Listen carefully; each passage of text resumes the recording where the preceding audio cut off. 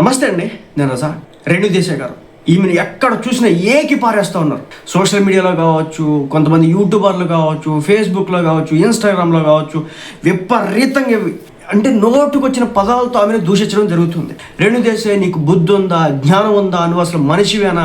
మనిషి పుట్టి ఈరోజు చిన్నపిల్లల్ని కుక్కలు తింటూ ఉంటే, కరుస్తూ ఉంటే ఈరోజు నువ్వు కుక్కల కోసం రోడ్ల మీదకి వస్తావా అని సోషల్ మీడియాలో ఒక పదం కాదు, 2 పదాలు కాదు, ఆమెని దూషిస్తున్నటువంటి దూషణ పర్వం ఇంతకాలం ఒక రేణుదేశాయ్ గారిని ఈ స్థాయిలో దూషించి నేను ఎక్కడ కూడా చూడలేను ఇన్నేళ్లలో.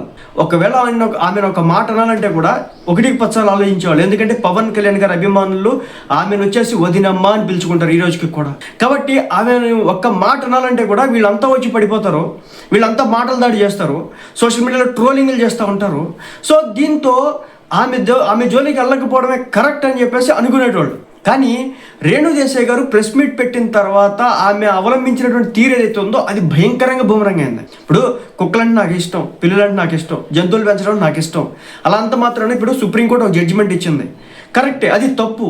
దానికి మనం ఏ విధంగా చేసే విధంగా ప్రజల్ని కన్విన్స్ చేయాలి, మీడియాని కన్విన్సింగ్ చేసే విధంగా మనం ఎలా మాట్లాడాలి అనేది పోయి ఆమెకు మనసులో ఉన్నటువంటి ఏదో కోపాన్ని అక్కడ చూపించేసి ఆ తర్వాత బయటికి వెళ్ళిన తర్వాత నేను ఇది కావాలని చెప్పేసి అనలేదు, ఇదంతా కూడా నాకు ఏదో జలుబు చేస్తుంది, నేను కోపం అలా వచ్చింది, ఆయన ఏదో పెద్ద అలా మాట్లాడాడు.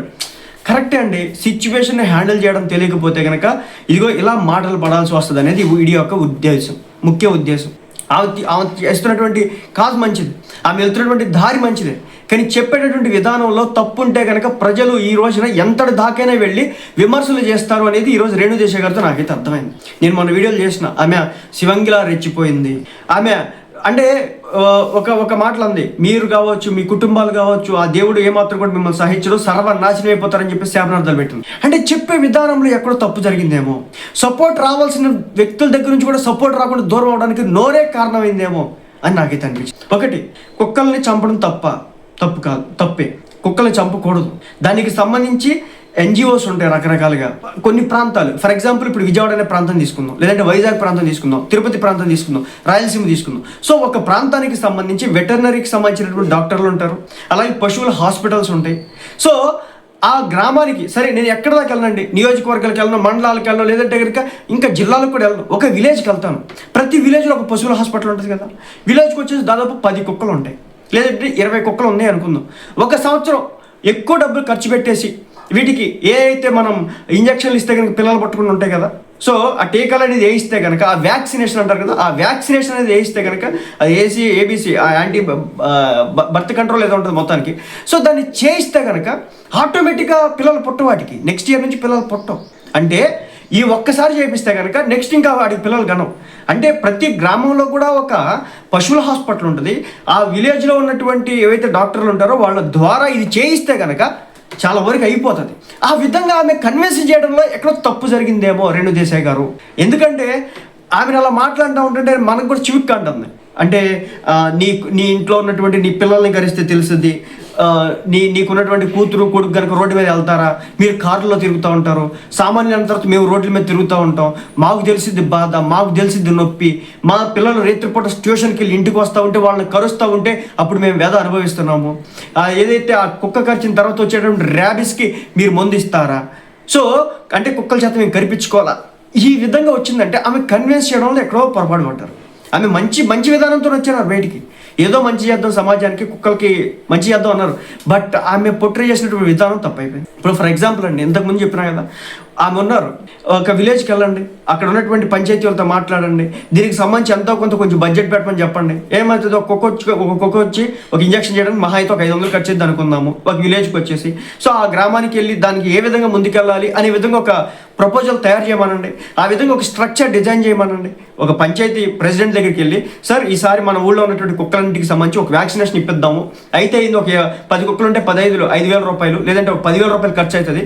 సో ఈ డబ్బులు ఏదో మనం పెట్టుకుంది ఒక్క సంవత్సరానికి, వాటికి ఇంజక్షన్ చేపిస్తే కానీ ఇంకా వాటికి పిల్లలు పుట్టవు, 10 ఏళ్ళ వరకు మన చుట్టూనే తిరుగుతూ ఉంటాయి. సో ఒకవేళ వాటికి జరిగినా కానీ ఒకవేళ వ్యాక్సిన్ కూడా వేయిద్దాం. ఈ విధంగా ఒక నిర్ణయాత్మకంగా ఒక ముందుకు వచ్చి ఉంటే రేణుదేశాయ్ గారు ఇలాంటి మాటలు పడేది కాదేమో, ఇంత దారుణమైన మాటలు పడేది కాదేమో. చివరాఖరికి రేణుదేశాయ్ గారు మీరు కారులో తిరుగుతారు, మీరు డబ్బున్నోళ్ళు, మీ దగ్గర అన్ని అర్ధాంగ బలాలు అన్నీ కూడా ఉన్నాయి, కాబట్టి మాకులాగా సామాన్యులాగా రోడ్ల మీద నడవండి, సో రోడ్ల మీద బండి మీద వెళ్ళండి, నైట్ పూట 10 గంటలకు 11 తర్వాత హైదరాబాద్ రోడ్ల మీద బైక్ వేసుకుని వెళ్ళండి. ఆ కుక్కలు కరుస్తూ ఉంటే మీకు నొప్పి తెలుస్తూ ఉంటుంది. కుక్కలు కరిచిన తర్వాత వాటికి టీకాలు వేయించుకోవడానికి కావాల్సినటువంటి డబ్బు కూడా లేక అనేక మంది చచ్చిపోతూ ఉన్నారు. ఢిల్లీ లాంటి ప్లేసెస్లో దాదాపు చిన్న పిల్లలు 5 సంవత్సరాల పిల్లలు కూడా కుక్కలు చంపేస్తూ ఉన్నాయి. ఇంకొకటి చెప్తున్నా, ఇక్కడ మీకు ఒక ఇంట్రెస్టింగ్ విషయం చెప్తే చూడండి. దాదాపు మన దేశం మొత్తం మీద 10 కోట్ల కుక్కలు ఉన్నాయంట. అక్షరాల 10 crores డాగ్స్ ఉన్నాయి. సో 10 కోట్ల కుక్కలు అంటే మామూలు విషయం కాదు. అంటే భారతదేశ జనాభా 100 కోట్లు అనుకుంటే దాంట్లో 10 కోట్లు అన్నట్టు. అంటే ఆ 10 కోట్ల లెక్క కూడా ఇప్పుడు 2025 కాదు, 2019 to 25 మధ్యలోది అది. ఈరోజు మన దేశంలో జనాభా 140 కోట్లు, ఇంచుమించు ఒక 8 to 9% వాళ్ళ రేషియో ఉంది, కుక్కల రేషియో. సో ఇవన్నీ కూడా సంఘజీవులు, ఇవి మనుషులతో కలిసి తిరిగేవి. వీటికి ఇంకొక మార్గం తెలియదు, ఇంకొక దారి తెలియదు. సో అప్పుడు మనకు కన్విన్సింగ్గా చెప్పాలి. మీడియా వచ్చారు, సార్ ఇది పరిస్థితి, ఈ విధంగా చంపేస్తారు, మనం ఏ విధంగా ముందుకు తీసుకెళ్దాం, దీని విషయంలో మీరు ఏదైనా ఇవ్వండి, నా దగ్గర ఒక ప్రపోజల్ అయితే ఉంది అని ఒక కన్విన్సింగ్ వేలో చెప్పుంటే కనుక అదొక విధానంగా వెళ్ళేది. బట్ ఆమె కన్విన్సింగ్ వేలో చెప్పలేదు, నోరేసుకొని పడిపోయినారు. అయితే ఇక్కడ ఈమెను వ్యక్తిగతంగా టార్గెట్ చేస్తున్నారు. పవన్ కళ్యాణ్ నువ్వు ఈ విధంగా వ్యక్తిగతంగా ఈ స్థాయిలో టోన్ పెంచి మాట్లాడడం కారణంగా మీకు విడాకులని ఇంతకాలం మాకు ఆ విషయం తెలియలేదు అంటున్నారు. ఒక విషయం గమనించండి, ఆమె గుర్తుపెట్టుకుండా ఆవేదన వ్యక్తం చేస్తున్నారు, ఆమెలో ఉన్నటువంటి కోపాన్ని, బాధని వ్యక్తం చేస్తున్నారు. దాన్ని పర్సనల్ లైఫ్లకి ముడిపెట్టదు. వాళ్ళ లైఫ్లో ఏం జరిగింది అనేది అది మన సబ్జెక్ట్ కాదు, మన బిజినెస్ కాదు, అది వాళ్ళ యొక్క లైఫ్లో. పవన్ కళ్యాణ్ గారు ఆయన ఇండివిజువల్ లైఫ్, రేణుదేశాయ్ గారు ఇండివిజువల్ లైఫ్, వాళ్ళిద్దరు కలిసి సమ్మిట్ లైఫ్, మనకి దానికి సంబంధం లేదు. ఆమె కుక్కల గురించి మాట్లాడారు, కుక్కల గురించి వరకు మనం ఉందాం. అంతేగాని రేణుదేశాయ్ గారు పవన్ కళ్యాణ్తో ఇడిపోవడానికి కారణం ఇవి ఈయన నోరేసుకొని పడబట్టి ఇదంతా జరిగిందని చెప్పేసి ఏదైతే రాతలు రాస్తున్నారో, రోత కోతలు కూస్తున్నారో, రోత పోస్టులు పెడుతున్నారో, వీళ్ళందరికీ నేను చెప్పేది ఒకటే, మన కొంపల్లో కూడా అన్ని బొక్కలు ఉంటాయి అనమాట. మనం వాళ్ళ కొంపల్లోకి వెళ్ళేసి ఏదో చూడాల్సిన పని లేదు. ఇది నేను మళ్ళీ చెప్తున్నా, ఇది ఎవరి కుటుంబానికైనా వర్తించిద్ది అనమాట. ఎందుకంటే కోపతాపాలన్న తర్వాత, ఇబ్బందులన్న తర్వాత, నష్టాలన్న తర్వాత, ఇవన్నీ కూడా ప్రతి కుటుంబంలో వచ్చేటటువంటి విషయాలే. కొంతమంది కొన్ని ఓర్చుకుంటారు, కొంతమంది ఓర్చుకోలేరు, కొంతమంది డిసైడ్ అవుతారు, వద్దులే ఇది మన వేస్ వేరు, మన లైఫ్స్ వేరు, కాబట్టి మనం ఈ విధంగా ముందుకెళ్ళడం కరెక్ట్ కాదని చెప్పేసి అనుకుంటారు. సో అందులో భాగంగా రేణుదేశాయ్ గారు, పవన్ కళ్యాణ్ గారు విడిపోయినారు. వాళ్ళిద్దరికి లేని నొప్పి మనకెందుకు, అది నోరేసుకొని పడిపోయిందని చెప్పేసి పవన్ కళ్యాణ్ అలా అవడం కారణంగానే. ఒకటండి, మనకి ఎవడా ఇచ్చినాడు హక్కు? మళ్ళీ చెప్తున్నా, వ్యక్తిగత జీవితంలోకి వెళ్ళొద్దు. ఆమె కుక్కల గురించి మాట్లాడినారు, కుక్కల జీవితాల గురించి మాట్లాడినారు, కుక్కల ప్రొడక్షన్ గురించి మాట్లాడినాడు. ఇక్కడ వరకే మనం మాట్లాడదు. ఆమె జర్నలిస్ట్ మీద ఆ స్థాయిలో ఎగరడానికి కూడా ఒక రీజన్ అయితే ఉంది. అక్కడికి వచ్చినటువంటి జర్నలిస్ట్ కొంచెం గట్టిగా అడిగినాడు, ఆయన టోన్ పెంచి అడిగినాడు. అంతేగాని ఆమె ఏదో కావాలని చెప్పేసి ముందే పడిపోవాలి. బట్ ఆమె ఫేస్ ఎక్స్ప్రెషన్స్ కావచ్చు, ఆమె మాట తీరు కావచ్చు, కొంచెం అగ్రెసివ్ టోన్లోనే ఉంది. దాన్ని నేను ఎక్కడ కూడా యాక్సెప్ట్ చేయట్లేదు. ఆమె ఆ తర్వాత క్షమాపణ చెప్పినారు. సో నేను సారీ చెప్తున్నాను, మేము మీడియా వాళ్ళ మీద కక్షేం లేదని చెప్పేసి ఆమె అంతా కూడా మాట్లాడేది జరుగుతుంది. సో అలాగేంటంటే ముఖ్యంగా ఇక్కడ గమనించాల్సిన విషయం ఏంటంటే మీడియా అనమాట. చాలా మీడియా సమయంలో వహించిందండి. ఆ స్థాయిలో ఆమె 100 మంది రిపోర్టర్లు ఉంటే వాళ్ళందరి ముందు కూడా చాలా గట్టిగా నిందించినారు. మీలో ఆ కుక్కల గురించి మాట్లాడతా, మీలో ఎవరైనా ఇప్పటివరకు మనుషులకి తిండి పెట్టారా, మనుషులకి సాయం చేశారా, మనుషులకి హెల్ప్ చేశారా, మీ జీవితంలో ఎవరికైనా ₹1 పంచినటువంటి దాఖలాలు ఉన్నాయా? నేను అనాథాశ్రమాలకు తిండి పెడతా ఉన్నాను, నేను తిండి లేని వాళ్ళకి హెల్ప్ చేస్తూ ఉన్నాను, నేను చాలా మంది జీవితాలని కాపాడుతూ ఉన్నాను, మీరు ఎవరైనా చేశారా చేతులు ఎత్తంటే ఒక ఆయన ఎత్తాడంట. లెక్క ప్రకారాలు అక్కడ అవ్వచ్చు. మా జీవితాల గురించి మాట్లాడడానికి నువ్వెవరు అమ్మా? నువ్వు అడిగే హక్కే ఉందమ్మా? నువ్వు ప్రెస్ మీట్ ఎందుకు పెట్టావు? దేని గురించి మాట్లాడుతున్నావు? ఇక్కడ మమ్మల్ని ఎందుకు పిలిపించావు? నువ్వు మా జీవితాల గురించి ఎందుకు మాట్లాడుతున్నావు అని వాళ్ళందరూ కూడా నిలదీయొచ్చు. కానీ వాళ్ళలో ఒక్కళ్ళు కూడా నిలదీయకపోవడానికి కారణం ఏంటో తెలుసా? పవన్ కళ్యాణ్ గారి మొహం చూసి. రేణుదేశాయ్ గారు ఇండివిజువల్, పవన్ కళ్యాణ్ గారి ట్యాగ్ లేకపోతే, పవన్ కళ్యాణ్ గారి మాజీ వైఫ్ అని లేకపోతే, పవన్ కళ్యాణ్ గారి పిల్లలని లేకపోతే కూడా అక్కడ సిచ్యువేషన్ డిఫరెంట్ అనమాట. రేవెట్టేసేవాళ్ళు. అసలు సమస్య లేదు. నీ చేత మాట్లాడడానికి మేము ఇక్కడికి రాలేదు, నువ్వేదో చెప్పాల్సింది చెప్పు, నచ్చితే తీసుకుంటా లేకపోతే లేదు. మమ్మల్ని ఎవరు నువ్వు క్వశ్చన్ చేసడానికి డైరెక్ట్గా అంటారు జర్నలిస్టులు. కానీ ఒక్కళ్ళు కూడా నోరెత్తి మాట్లాడాల. ఆ రెస్పెక్ట్ రేణుదేశాయ్ గారి మీద ఈ రోజుకి కూడా మీడియా సర్కిల్స్లో ఉంది. మరి దాన్ని ఆమె పాడు చేసుకుంటారా, ఉంచుకుంటారా, వదిలేసుకుంటారా అనేది ఆమె ఇష్టం అనమాట.